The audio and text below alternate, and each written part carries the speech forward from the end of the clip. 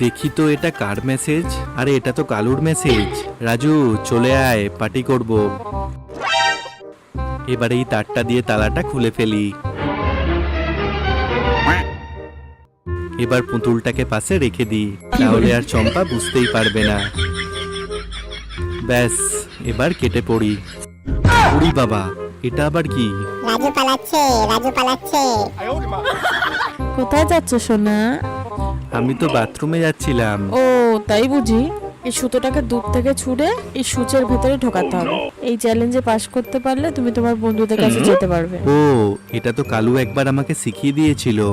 আরে এটা মারতে পারছিস না, এই দেখ। ভাই কি করে করলি এটা? আমাকেও শিখিয়ে দে না। আচ্ছা ঠিক আছে।